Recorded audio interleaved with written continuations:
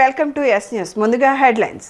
దేశ తీర ప్రాంత ప్రయోజనాలు కాపాడడంలో నేవీది కీలక పాత్ర అని తెలియజేసిన భారత రాష్ట్రపతి ద్రౌపది ముర్ము, ప్రజల అవసరాలు వారి అభ్యర్థనలే తమకు ముఖ్యమని తెలిపిన సెంట్రల్ నియోజకవర్గ ఎమ్మెల్యే బోండా ఉమామహేశ్వరరావు, సీఎం సహాయం అనేది కేవలం ఒక ఆర్థిక సాయం మాత్రమే కాదని అది ప్రజలకు ఒక భరోసా లాంటిదని తెలిపిన సెంట్రల్ ఎమ్మెల్యే బోండా ఉమా, దేశ తీర ప్రాంత ప్రయోజనాలు కాపాడడంలో నేవీది కీలక పాత్ర అని భారత రాష్ట్రపతి ద్రౌపది ముర్ము తెలిపారు.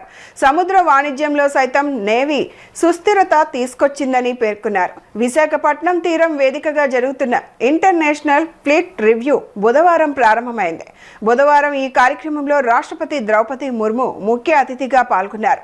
ఈ కార్యక్రమంలో రాష్ట్రపతి ముర్ముతో పాటు AP governor justice Abdul Nazeer, CM Chandrababu, deputy CM Pawan Kalyan పాల్గొని ఐఎన్ఎస్ సుమేధాపై ప్రయాణించారు. బుధవారం ఈ కార్యక్రమంలో రాష్ట్రపతి ద్రౌపది ముర్ము ముఖ్య అతిథిగా పాల్గొన్నారు. ఈ కార్యక్రమంలో రాష్ట్రపతి ముర్ముతో పాటు AP governor justice Abdul Nazeer, CM Chandrababu, deputy CM Pawan Kalyan పాల్గొని ఐఎన్ఎస్ సుమేధాపై ప్రయాణించారు. నేవీ సిబ్బంది నుంచి రాష్ట్రపతి గౌరవ వందనం స్వీకరించారు.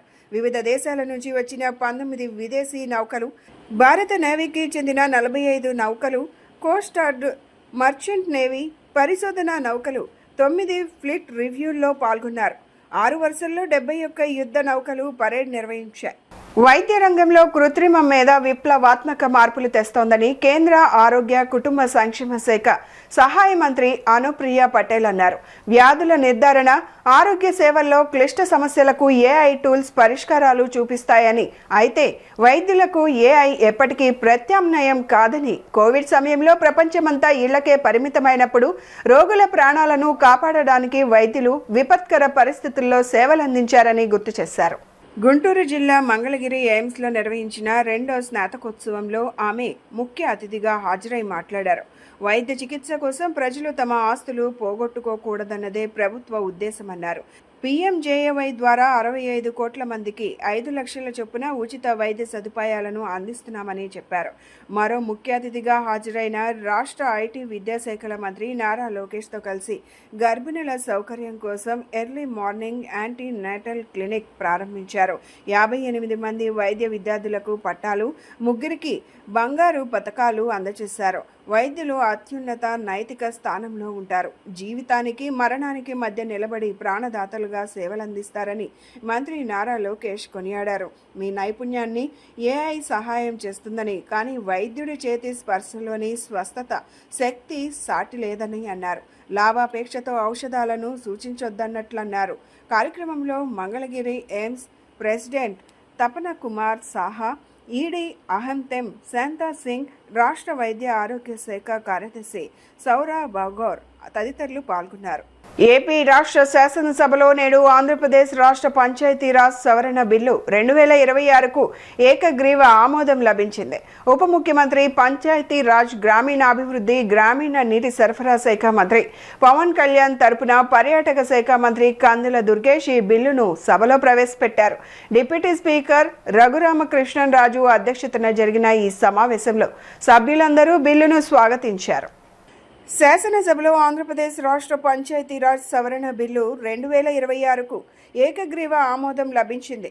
గ్రామీణ పాలనా వ్యవస్థలో కీలక మార్పులు తీసుకొచ్చే ఈ బిల్లు రాష్ట్ర రాజకీయ వర్గాల్లో ప్రాధాన్యం సంతరించుకుంది. సభల్లో ఈ ప్రతిపాదనపై చర్చ సాఫీగా సాగి చివరకు అన్ని పార్టీల మద్దతు ఆమోదం పొందింది. ఉప ముఖ్యమంత్రి, పంచాయతీరాజ్, గ్రామీణాభివృద్ధి, గ్రామీణ నీటి సరఫరా శాఖ బాధ్యతలు నిర్వహిస్తున్న పవన్ కళ్యాణ్ తరపున ఈ బిల్లును పర్యాటక శాఖ మంత్రి కందుల దుర్గేష్ సభలో ప్రవేశపెట్టారు. సమావేశానికి డిప్యూటీ స్పీకర్ రఘురామకృష్ణరాజు అధ్యక్షత వహించారు. సభ్యులందరూ బిల్లులో ప్రతిపాదించిన మార్పులను స్వాగతిస్తూ తమ అభిప్రాయాలు వెల్లడించారు. టీటీడీ కల్తీ నెయ్యి వ్యవహారంపై అసెంబ్లీలో తాము చర్చకు సిద్ధమని ఏపీ హోంమంత్రి వంగలపూడి అనిత స్పష్టం చేశారు. ప్రజాహితం గురించి ఎలాంటి చర్చలకైనా తాము సిద్ధమని సవాల్ విసిరారు. ఆధారాలతో రావాలని వైసీపీ సభ్యులకు ఛాలెంజ్ చేశారు. టీటీడీ కల్తీ నెయ్యి విషయంపై చర్చకు సిద్ధమని నిన్న సభలోనే మంత్రి అచ్చెన్నాయుడు ప్రకటించారని ఏపీ హోంమంత్రి అనిత అన్నారు. అసెంబ్లీ మీడియా పాయింట్లో అనిత మాట్లాడారు. టీటీడీ కల్తీ నెయ్యి వ్యవహారంపై సిట్ తమ ప్రభుత్వానికి ఇచ్చిన రిపోర్ట్లో అసలు అది నెయ్యి కాదని రసాయనాల మిశ్రమమని చెప్పిందని తెలిపారు. గతంలో కూడా పింక్ డైమండ్ గురించి వైసీపీ సభ్యులు సభ సమయాన్ని వృధా చేశారని విమర్శించారు. అధికారుల విచారణలో పింక్ డైమండ్ అనేదే లేదని తేలిందన్నారు. హెరిటేజ్ సంస్థ 34 సంవత్సరాలుగా ఉందని, ఆ సంస్థ నుంచి దేవాలయాలకు నెయ్యి పంపిణీ చేయకూడదనే నిబంధనను తమ ప్రభుత్వం పెట్టిందని స్పష్టం చేశారు. వైసీపీ సభ్యులు సంబంధం లేని విషయాలను సభకు తీసుకువచ్చి రాద్ధాంతం చేస్తే కుదరదని, ఆధారాలు ఉండి రండి చర్చకు సిద్ధమని హోంమంత్రి అనిత సవాల్ విసిరారు. 2 రోజుల సభా సమయాన్ని పూర్తిగా వాళ్ళందరూ కూడా వేస్ట్ చేయడం ఒకటైతే, ఈరోజు తిరిగి ప్రభుత్వం మీద బురద జల్లటానికి వాళ్ళు పడిన తపన చాలా క్లియర్గా కనిపించింది. ఈరోజు మార్నింగ్ మనం అందరం కూడా గమనించుకుంటే ప్రశ్నోత్తరాల సమయాన్ని కూడా జరగనివ్వకుండా ఏదో రాద్ధాంతం జరిగిపోయింది అని సంబంధం లేని వ్యక్తులను తీసుకొచ్చి బురద జల్లటానికి ప్రయత్నం చేస్తే, వాయిదా వేసిన కౌన్సిల్ మళ్ళా తిరిగి సమావేశం అయిన తర్వాత కూడా నోటికొచ్చినట్టు అబద్ధాలు మాట్లాడడానికి, ఏదో ప్లెకార్డులు చూపించడానికి ఉపయోగించుకున్న తీరు కూడా మీరందరూ కూడా చూశారు. ఆ సమయంలో కూడా కౌన్సిల్ చైర్మన్ గారిని మేము టైం అడిగి మేము చర్చకు సిద్ధంగా ఉన్నాము. నిన్న జరిగిన సభలో కూడా కౌన్సిల్లో కూడా గౌరవ మంత్రి గారు అచ్చెన్నాయుడు గారు చాలా క్లియర్గా కల్తీ వ్యవహారం మీద మేము చర్చకు సిద్ధంగా ఉన్నాము, మీరు చర్చకి సిద్ధంగా ఉన్నారా, మీరు ఏదైతే ఆరోపణలు చేస్తున్నారో ఆరోపణలకి సంబంధించి సాక్ష్యాలు తీసుకురండి, సాక్ష్యాలు తీసుకొచ్చి మాట్లాడండి, సాక్ష్యాలు లేకుండా ఎక్కడో సాక్షి పేపర్లో ఉన్న తతంగాల్ని తీసుకొచ్చి ఈ సభని ఆటంకపరచడం కానీ, సభా సమయాన్ని వృధా చేయటం కానీ మంచిది కాదు అని చాలా క్లియర్గా చెప్పున్నారు. అయినా ఎగైన్ ఈరోజు మేము చర్చకు సిద్ధమని చెప్పి నిన్న మా మంత్రి గారు చెప్పిన తర్వాత కూడా ఎగైన్ ఈరోజు మళ్ళీ వాళ్ళు అదే చర్చ కావాలి అనేటప్పుడు కూడా మేము కూడా చెప్పున్నాం. నేను డైరెక్ట్గా ప్రభుత్వం ఏ చర్చకైనా సిద్ధంగా ఉంది, ప్రజాహితం గురించి ఏ చర్చ గురించి అయినా మేము సిద్ధంగా ఉన్నాము, కల్తీ లడ్డు గురించి చర్చించడానికి కూడా మేము సిద్ధంగా ఉన్నాము, చెప్పండి మీరు చర్చకి సిద్ధమేనా అని మాట్లాడితే తిరిగి ఎల్ఓపి గారు తన నోటుకొచ్చినట్టు ఆయన మాట్లాడి సభ వాయిదా వేసుకుని వెళ్ళిపోవడం జరిగింది. ప్రజల అవసరాలు, వారి అభ్యర్థనలే తమకు ముఖ్యమని సెంట్రల్ నియోజకవర్గ ఎమ్మెల్యే బోండా ఉమామహేశ్వరరావు తెలిపారు. నియోజకవర్గాన్ని రాష్ట్రంలోనే ఆదర్శ నియోజకవర్గంగా తీర్చిదిద్దాలన్నదే తమ సంకల్పమని చెప్పారు. ప్రజలకు ఉపయోగపడే శాశ్వత అభివృద్ధి పనులు చేయడమే తమ రాజకీయ లక్ష్యమని స్పష్టం చేశారు. సెంట్రల్ నియోజకవర్గంలోని 23వ డివిజన్ గవర్నర్పేటలో విజయవాడ మున్సిపల్ కార్పొరేషన్కు చెందిన ivy palace function hall remodelling పనులు పూర్తవడంతో ప్రభుత్వ విప్ సెంట్రల్ నియోజకవర్గ శాసనసభ్యులు బోండా ఉమామహేశ్వరరావు రిబ్బన్ కట్ చేసి పునఃప్రారంభించారు. ఈ సందర్భంగా ఆయన మాట్లాడుతూ గవర్నర్పేట ప్రాంత ప్రజలకు ఎంతో కాలంగా అవసరమైన ఈ ఫంక్షన్ హాల్ను ఆధునిక వసతులతో తిరిగి అందించడం ఆనందంగా ఉందన్నారు. ఇప్పటికే సెంట్రల్ నియోజకవర్గంలో 350 కోట్లకు పైగా నిధులు వెచ్చించి రోడ్లు, డ్రైనేజీలు, కమ్యూనిటీ హాల్స్, పార్కులు, వీధి దీపాలు తదితర మౌలిక వసతుల అభివృద్ధి పనులు చేపట్టామని చెప్పారు. సెంట్రల్ నియోజకవర్గాన్ని రాష్ట్రంలోనే ఆదర్శ నియోజకవర్గంగా తీర్చిదిద్దడమే తమ సంకల్పమని, ప్రజలకు ఉపయోగపడే శాశ్వత అభివృద్ధి పనులే తమ రాజకీయ ధ్యేయమని స్పష్టం చేశారు. ప్రజల సౌకర్యం కోసం ప్రభుత్వం ఎల్లప్పుడూ సిద్ధంగా ఉంటుందని పేర్కొన్నారు. ప్రజల ఆశీస్సులతో మరిన్ని అభివృద్ధి కార్యక్రమాలు కొనసాగిస్తామని, ప్రతి రూపాయి ప్రజల అభ్యున్నతికే ఖర్చు చేస్తామని బోండా ఉమా హామీ ఇచ్చారు. ఈ కార్యక్రమంలో స్థానిక corporator Nelabandla Balaswamy, EE Srinivas Reddy, DE Ramakrishna, AE Bhavani, division నాయకులు దుర్గారావు, కోటి, సూర్య, రత్న తదితరులు పాల్గొన్నారు. విజయవాడ నగరంలో కార్పొరేషన్కు సంబంధించి చాలా ప్రాముఖ్యత కలిగినటువంటి ఐవీ ప్యాలెస్, గవర్నర్పేటలో ఉన్నటువంటి ఐవీ ప్యాలెస్లో చాలా పాడైపోయి ఐవీ ప్యాలెస్ మరి ఫంక్షన్స్ చేసుకోవడానికి కానీ ఇతరతర కార్యక్రమాలకి బాగా పాడైపోయి చాలా ఆ సందర్భాల్లో మరి మా ఎమ్మెల్యే బోండా ఉమామహేశ్వరరావు గారి దృష్టికి తీసుకెళ్ళగా బోండా ఉమామహేశ్వరరావు గారు నా ద్వారా ప్రతిపాదన పెట్టించి మరి డబ్బులు శాంక్షన్ చేయించి 40 లక్షల రూపాయలు ఐవీ ప్యాలెస్ రీమోడలింగ్కి 40 లక్షల రూపాయలు శాంక్షన్ చేయించి మరి దాన్ని అంతా కూడా యుద్ధ ప్రాతిపదికన లోపల లైటింగ్ అంతా కూడా పూర్తి స్థాయిలో లైటింగ్ కానీ, పూర్తిగా లోపల ఏసీలన్నీ కూడా రిపేర్లు కానీ, ప్యాచ్ వర్కులు కానీ, లేదంటే వంటలు చేసుకునే దగ్గర పంపుల ఏర్పాటు కానీ, రంగులు ఐవీ ప్యాలెస్ మొత్తం కూడా మరి ఆధునీకరించే దానిలో భాగంగా మంచి మంచి రంగులు వేసి ఈరోజు ఎమ్మెల్యే బోండా ఉమామహేశ్వరరావు గారి చేతుల మీదుగా మళ్ళీ పునఃప్రారంభించుకోవడం ఐవీ ప్యాలెస్ని జరిగింది. ఇప్పుడు ఐవి ప్యాలెస్ చాలా సుందరంగా ఉంది. సీఎం సహాయం అనేది కేవలం ఆర్థిక సహాయం మాత్రమే కాదని, అది ప్రజలకు ఒక భద్రత, ఒక భరోసా లాంటిదని సెంట్రల్ ఎమ్మెల్యే బోండా ఉమా తెలిపారు. అధికారం అనేది మాకు అలంకరణ కాదని, అది ఒక బాధ్యత అని చెప్పారు. బీఆర్టీఎస్ రోడ్లోని ఎమ్మెల్యే కార్యాలయంలో ప్రమాదవశాత్తు మృతి చెందిన 6 కుటుంబాలకు ప్రభుత్వం తరపున కార్యకర్తల సహాయ నిధి ద్వారా ఒక్కో కుటుంబానికి ₹1,00,000 చొప్పున చెక్లను ప్రభుత్వ విప్ సెంట్రల్ నియోజకవర్గ శాసనసభ్యులు బోండా ఉమామహేశ్వరరావు అందజేశారు. బాధిత కుటుంబ సభ్యులను పరామర్శించి వారికి ధైర్యం చెప్పారు. ఈ సందర్భంగా బోండా ఉమా మాట్లాడుతూ సీఎం సహాయం అనేది కేవలం ఆర్థిక సహాయం మాత్రమే కాదని, అది ప్రజలకు ఒక భద్రత, ఒక భరోసా లాంటిదని, ప్రజల అర్జీలు ఎమ్మెల్యేగా తన వద్దకు వచ్చినప్పుడు వాటిని ముఖ్యమంత్రి గారి కార్యాలయం వరకు తీసుకెళ్లి అక్కడే నిలిచిపోకుండా పూర్తి స్థాయిలో పరిష్కారం వచ్చేలా కృషి చేస్తున్నామని, సమస్య పరిష్కారమైన వెంటనే చెక్లు మంజూరు చేయించి వాటిని గౌరవప్రదంగా తిరిగి తీసుకొచ్చి బాధితులకు తమ కార్యాలయంలో అందజేస్తున్నామని, నిత్యం సెంట్రల్ నియోజకవర్గంలోనూ తమ కార్యాలయంలో పార్టీ అధ్యక్షులు, కార్పొరేటర్లు, చైర్మన్లు, అనుబంధ సంస్థల అధ్యక్షుల సమక్షంలో సీఎం సహాయ నిధి చెక్లను బాధితులకు అందజేస్తున్నామని, చెక్లు అందుకున్న బాధితులు సంతోషం వ్యక్తం చేయడం తమకు ఆనందంగా ఉందని, ఎన్డీఏ ప్రభుత్వం రాష్ట్ర వ్యాప్తంగా ప్రతినిత్యం సీఎం సహాయ నిధి ద్వారా అవసరమైన వారికి చెక్లు అందిస్తున్నామని వివరించారు. ఈరోజు పేదలకి సీఎం సహాయ నిధి అనేది ఒక భద్రత, ఒక భరోసా లాగా మారింది. అంటే ఒక పని చేసే శాసనసభ్యుడు ఉంటే ప్రజల అర్జీల్ని ముఖ్యమంత్రి గారి కార్యాలయం వరకు తీసుకెళ్ళి తూతూ మంత్రంగా అర్జీల్ని పక్కన పడేయకుండా ఆ అర్జీల్ని పరిష్కరించి అక్కడ చెక్కు రాపిచ్చి ఆ చెక్కు మళ్ళీ ఇక్కడ తీసుకొచ్చి గౌరవప్రదంగా మా పార్టీ నాయకులు, మా డివిజన్ పార్టీ అధ్యక్షులు, మా కార్పొరేటర్లు, మా చైర్మన్లు వీళ్ళందరి చేతుల మీదుగా ఇవ్వటం వల్ల తీసుకున్న బాధ్యతలు సంతోషం వ్యక్తం చేస్తూ ఉన్నారు. ప్రతి నిత్యం కూడా ముఖ్యమంత్రి సహాయాన్ని చెక్కులు ఇస్తూనే ఉన్నాం. రాష్ట్రంలోనే అతి ఎక్కువ ముఖ్యమంత్రి సహాయ నిధి చెక్కులు ఈ సెంట్రల్ నియోజకవర్గంలో ఇస్తూ ఉన్నాం. గతంలో కూడా 2014-19లో నేను శాసనసభ్యుడిగా ఉన్నప్పుడు ఆ రోజు కూడా నిత్యం ప్రజలకు అండగా ఉండాం. అంటే ఎమ్మెల్యే కార్యాలయానికి వచ్చిన ప్రతి అర్జీని పరిష్కరిస్తున్నాం. శుక్రవారం పూట ప్రజా దర్బారులో వచ్చినటువంటి ప్రతి సమస్యని పరిష్కరిస్తూ ముందుకెళ్తా ఉన్నాం. ఈరోజు ఏదైతే మా కార్యకర్తలు కొంతమంది చనిపోయారో ఆ కార్యకర్తలు, అలాగే వాళ్ళ సభ్యత్వం ఉన్నవాళ్ళు, వాళ్ళందరూ కూడా ₹1,00,000 సహాయం చేసాం. సంతోషంగా ఉంది. ఏది ఏవైనా మా దృష్టికి వచ్చిన ప్రతి సమస్యని పరిష్కరించేదానికి అహర్నిశలో పనిచేస్తాం.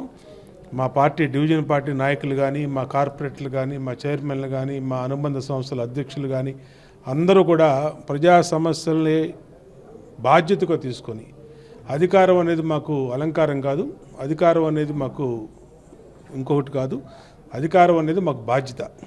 ఆ బాధ్యతని నిత్యం ప్రజా సమస్యల పరిష్కారం కోసం అహర్నిశలో పనిచేస్తామని తెలియజేసుకుంటూ, మళ్ళీ ఒకసారి మరి రాబోయే రోజుల్లో కూడా ఇంకా మరింత దృష్టి పెట్టి పనిచేస్తామని కూడా తెలియజేస్తాం. నా భర్త గారు మరి గత 3 నెలలుగా చనిపోయి ఉన్నారు. మరి సీఎం గారు దృష్టి తీసుకెళ్ళినప్పుడు మరి అందరూ కలిసి నాకు హెల్ప్ చేసి ఉన్నారు. ₹2,00,000 విరాళంగా ఇచ్చినారు. అందరూ బట్టి ఉమన్న గారికి, పార్టీ కార్యకర్తలకి అందరికీ కూడా మరి నా నిండా ధన్యవాదాలు తెలుసుకుంటున్నాను. ప్రత్యేకంగా తెలుగుదేశం పార్టీని గౌరవిస్తామండి. ఇంకా ఆయన్ని గెలిపించుకుంటాం. మరి ఆయన పట్ల మేము మంచి అభిప్రాయం కలిగి ఉన్నాం. మా పేదలందరికీ కూడా నా పరిస్థితి అయితే మరి కనీసం బాగోని పరిస్థితి అనమాట. మా భర్త చనిపోయారు. మరి నేనైతే ఇళ్లలో పనిచేసుకునేదాన్ని. మరి అటువంటి దాన్ని మరి నాకు మరి మా కార్యకర్తలందరూ కలిసి మాకు ఇచ్చి హెల్ప్ చేసినందుకు వీరందరికీ కూడా ధన్యవాదాలు. ప్రభుత్వ ఎయిడెడ్ పాఠశాలల్లో చదువుతున్న విద్యార్థులను కార్పొరేట్ పాఠశాలలకు ఏ మాత్రం తీసిపోకుండా అన్ని విధాలుగా సిద్ధం చేస్తున్నామని సెంట్రల్ ఎమ్మెల్యే బోండా ఉమా తెలిపారు. విద్యార్థుల అభివృద్ధి కోసం ప్రభుత్వం భారీ నిధులు కేటాయించిందని, యూనిఫామ్స్, పాఠ్య పుస్తకాలు, నోట్బుక్స్, షూస్ వంటి అవసరమైన సదుపాయాలు అందిస్తున్నామని చెప్పారు. సెంట్రల్ నియోజకవర్గం గిరిపురం రెడ్ సర్కిల్ వద్ద ఉన్న బిషప్ అజరయ్య బాలికోన్నత పాఠశాలలో 10వ తరగతి చదువుతున్న 120 మంది విద్యార్థినుల కోసం ప్రత్యేక స్టడీ క్లాస్ నిర్వహిస్తున్నారు. ఈ కార్యక్రమానికి ప్రభుత్వ whip central MLA Bonda Umamaheswara Rao హాజరై విద్యార్థినులకు స్వయంగా టిఫిన్స్ అందజేశారు.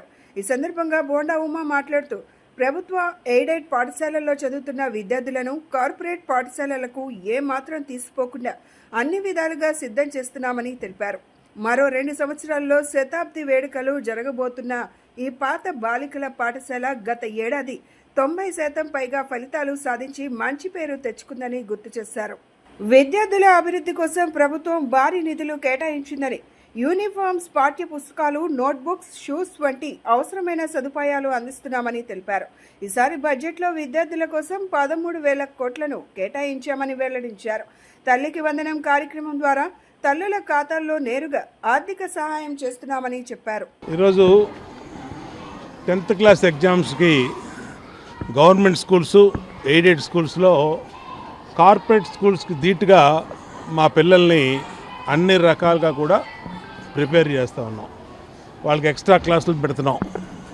ప్రైవేట్ క్లాసులు పెట్టి వాళ్ళకి అర్థం కానటువంటి సబ్జెక్టులు, వాళ్ళకి ఇబ్బందిగా ఉన్నటువంటి సబ్జెక్టుల మీద మా టీచర్స్ అందరూ కూడా ఎక్స్ట్రా టైము వాళ్ళ కోసం స్పెండ్ చేసి వాళ్ళందరినీ కూడా వాళ్ళ డౌట్స్ క్లియర్ చేసి వాళ్ళని అన్ని రకాలుగా కూడా ప్రిపేర్ చేస్తూ ఉన్నాం. ఇవాళ బిషప్ ఆంజనేయ స్కూల్ అంటే ఇది ఓన్లీ గర్ల్స్ స్కూల్. చాలా ప్రసిద్ధమైనటువంటి పాత స్కూలు 100 సంవత్సరాలు నిండిపోతూ ఉన్నాయి ఇంకో 2 సంవత్సరాల్లో.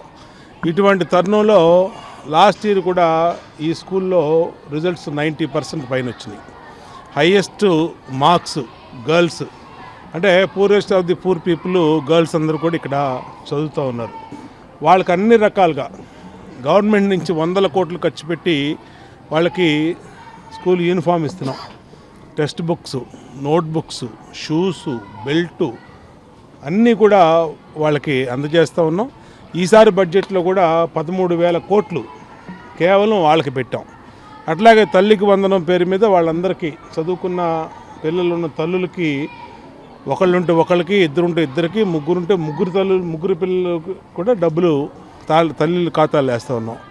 అది కాకుండా మొన్న ఫంక్షన్ ఇక్కడ జరిగినప్పుడు ఈ బిషప్ ఆంజనేయ స్కూల్లో కార్యక్రమం జరిగినప్పుడు ఇక్కడ లోకల్ మన టీచర్స్ కానీ, అడ్మినిస్ట్రేటర్స్ జయశ్రీ గారు కానీ, ఇక్కడ ప్రత్యేక అనుబంధం ఉంది మాకు ఈ స్కూల్తో.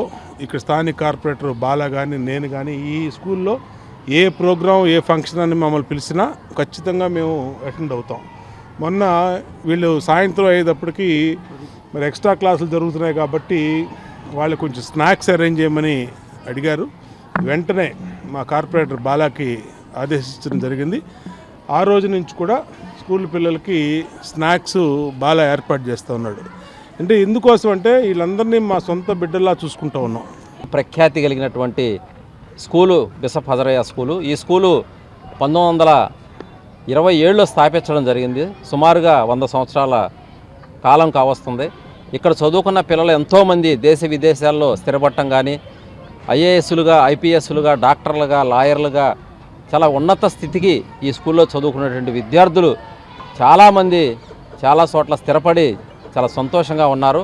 అలాంటి ఈ కళాశాలలో ఈ సంవత్సరం 10th క్లాస్ చదువుతున్నటువంటి పిల్లలకి ప్రైవేటు క్లాసులు జరగటం వల్ల మరి స్కూలు హెచ్ఎం గారైనటువంటి జయశ్రీ గారు మంచి హృదయంతో, జయశ్రీ గారు ఎమ్మెల్యే గారిని మరి స్కూల్ పిల్లలకి స్నాక్స్ కావాలండి, 6 దాకా ఉంటున్నారు, ఉదయం 8 వచ్చి 10th క్లాస్ పిల్లలు సుమారు 120 మంది అని చెప్పి ఎమ్మెల్యే గారిని అడగగానే మరి ఎమ్మెల్యే గారు వెంటనే స్పందించి మరి స్నాక్స్ ప్రతిరోజు కూడా ఆయన సొంత ఎమ్మెల్యే గారు సొంత నిధులతో మా ద్వారా మాకు ఇచ్చి మేము తీసుకొచ్చి ఇక్కడ ఇచ్చే విధంగా ఎమ్మెల్యే గారు ఏర్పాటు చేశారు.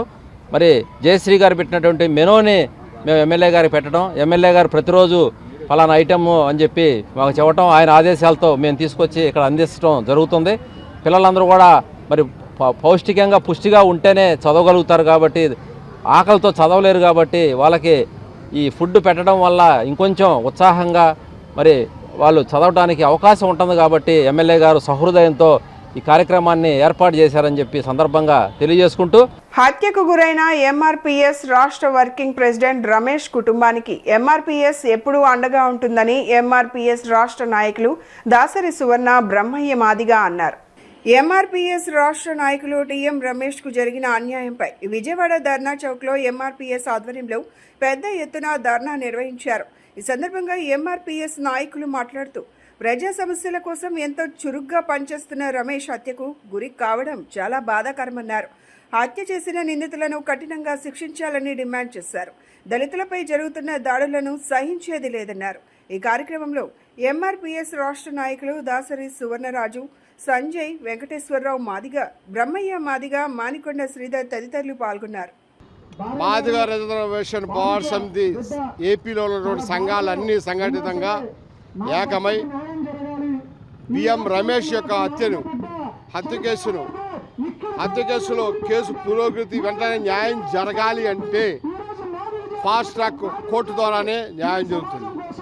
దానికి ఉదాహరణ తెలంగాణలో కొన్ని కేసులు ఫాస్ట్ ట్రాక్ కోర్టు ద్వారా మరి ఒక మహిళను చంపేస్తే ఆ కేసు విషయంలో త్వరగా శిక్షలు పడ్డ విషయాన్ని మనం అందరం చూస్తూ ఉన్నాం. తద్వారా గతంలో కారంచేడు కానీ వేరే కేసులో మాకు న్యాయం జరగల. మాకు చట్టాలున్నా న్యాయం జరగనటువంటి కోర్టుల్లో ఆలస్యం అవుతుంది. కాబట్టి ప్రత్యేకమైన కోర్టు ఏర్పాటు చేయమని చెప్పి ప్రభుత్వాన్ని డిమాండ్ చేస్తూ ఉన్నాం. అదేవిధంగా వారికి ₹1,00,00,000 శిక్ష కూడా ఇవ్వాలని చెప్పి మనం చేస్తూ ఉన్నాం. వారి యొక్క కుటుంబానికి పూర్తి సంరక్షణ ప్రభుత్వం తీసుకోవాలని చెప్పి మనం చేస్తున్నాం. ఈ ప్రభుత్వం వచ్చిన తర్వాత మాదిగల మీద హత్యలు అంటే ఒక సామాజిక ఉద్యమంలో పనిచేసి సమాజంలో మిగతా కులాలకి సహాయం చేసినందుకు, ఒక ఆడకూతురికి సహాయం చేసినందుకు మరి అది కక్ష కట్టి మరి ట్రాక్టర్తో మరి దారుణంగా దాన్ని డాష్ ఇచ్చి యాక్సిడెంట్ చేసి రాడ్లతో కొట్టి చంపినటువంటి పరిస్థితి రమేష్ది. ఇటువంటి పరిస్థితి విషయంలో ఈ రాష్ట్ర ప్రభుత్వం మరి ఆ కుటుంబాన్ని పరామర్శించడానికి కానీ యంత్రాంగం త్వరగా కదలలేకపోవడాన్ని మేము బాధిస్తూనే ఆ బాధతోనే ఈరోజు ధర్నా కార్యక్రమం చేస్తూ ఉన్నాం. మరి ఈ యొక్క హత్య విషయంలో ప్రభుత్వం అంటే చర్యలు తీసుకోవాలి.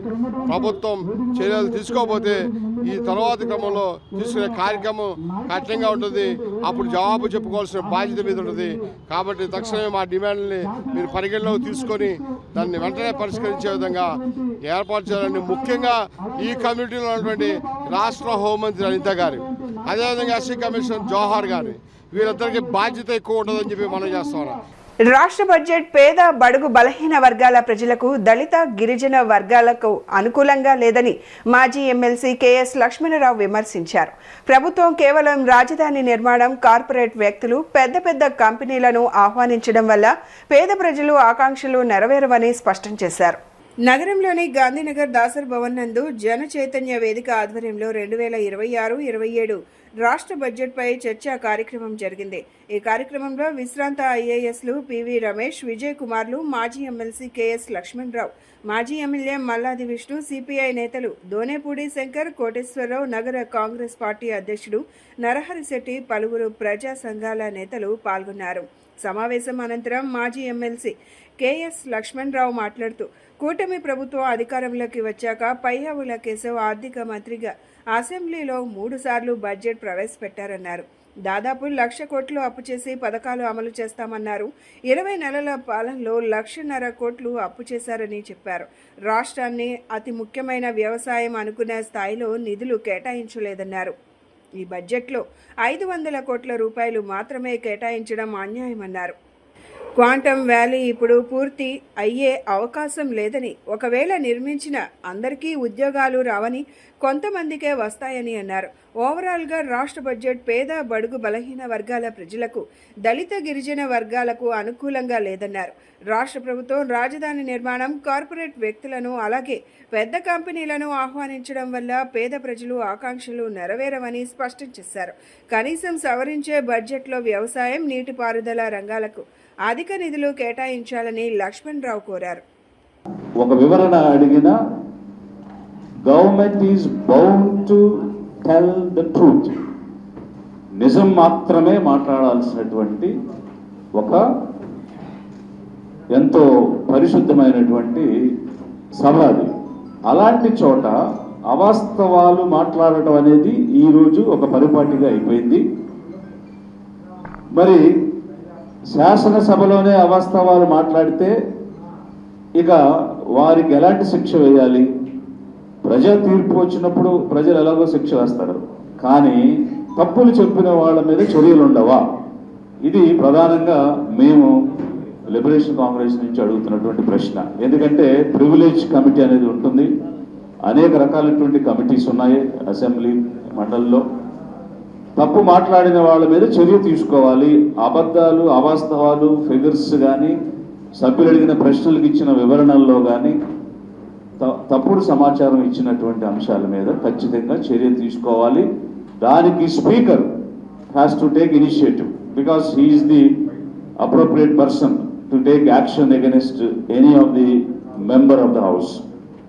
ఇది ఇలా యథేచ్ఛగా జరిగిపోతూ ఉంది. ఇక్కడ ఉన్నటువంటి ఫోరం కూడా ఈ అంశాన్ని తీసుకోవాలి. సోషల్ మీడియాలో కూడా ఏమేమి తప్పులు మాట్లాడుతున్నారు, ఆ తప్పులు ఎత్తి చూపించి దీనికి బాధ్యులు ఎవరు, ఆ బాధ్యతకు సంబంధించినటువంటి పనిష్మెంట్ ఏమిటి అనేటువంటి అంశాలు, తప్పుకి పనిష్మెంట్ ఏమిటి అనే అంశం మాత్రం తప్పకుండా మనం తీసుకోవాలి. ఎందుకంటే మనం చర్చించా, ఏదో అరిచారు పోయారు, వాళ్ళు ఏదో వాగుతారులే, కమ్యూనిస్టులు ఇలాగ అంటారులే, లేకపోతే జన చైతన్యం అలాగే మాట్లాడతారే, జన విజ్ఞాన వేదిక ఇలా మాట్లాడతారులే అని చిన్న చిన్న పార్టీలు వాళ్ళ నోటికి వచ్చింది మాట్లాడతారులే అని అంటే అది కరెక్ట్ కాదు.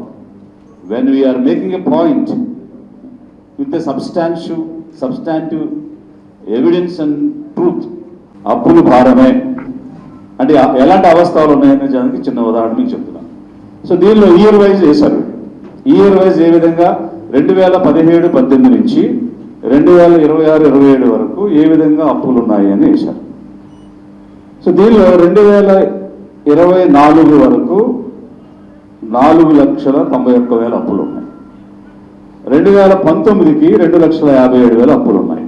అంటే 14-19 తెలుగుదేశం ప్రభుత్వం ఉంది, 19-24 వైసీపీ ఉంది, 24 నుంచి మళ్ళీ టీడీపీ వచ్చింది. ఈరోజు విజయవాడ నగరంలో జన చైతన్య వేదిక ఆధ్వర్యంలో 2026-27 రాష్ట్ర బడ్జెట్ మీద విశ్లేషణ కార్యక్రమం జరుగుతుంది. పయ్యావుల కేశవ్ గారు కూటమి ప్రభుత్వం ఏర్పడిన తర్వాత 3వ బడ్జెట్ని నిన్న ప్రతిపాదించారు. శాసనసభ శాసన మండలిలో దాని మీద చర్చ కూడా ప్రారంభమైంది. వాస్తవంగా ఈ బడ్జెట్ 3,32,000 కోట్ల వ్యయంతో ఈ బడ్జెట్ను ప్రతిపాదించారు. కానీ ఈ 3,32,000 కోట్లు ఏ విధంగా వస్తాయి, కేంద్రం నుంచి నిధులు ఏ విధంగా వస్తాయి అంటే దాదాపు 1,00,000 కోట్లు అప్పు చేసి ఈ బడ్జెట్ని మేము అమలు చేస్తామని చెప్తున్నారు. ఇప్పటికే కూటమి ప్రభుత్వం అధికారంలోకి వచ్చాక 20 నెలల్లో ఇప్పటికే దాదాపు 1,50,000 కోట్లు అప్పు చేశారు. మళ్ళీ 1,00,000 కోట్లు అప్పు చేస్తామని చెప్తా ఉన్నారు. రెండో అంశం, రాష్ట్రానికి అతి ముఖ్యమైనది వ్యవసాయం. మనందరికీ తెలుసు, గత సంవత్సర కాలంలో గిట్టుబాటు ధర ఏ పంటకి కూడా లభించలేదు. గిట్టుబాటు ధర పంట లభించినప్పుడు ప్రభుత్వం జోక్యం చేసుకోవాలి.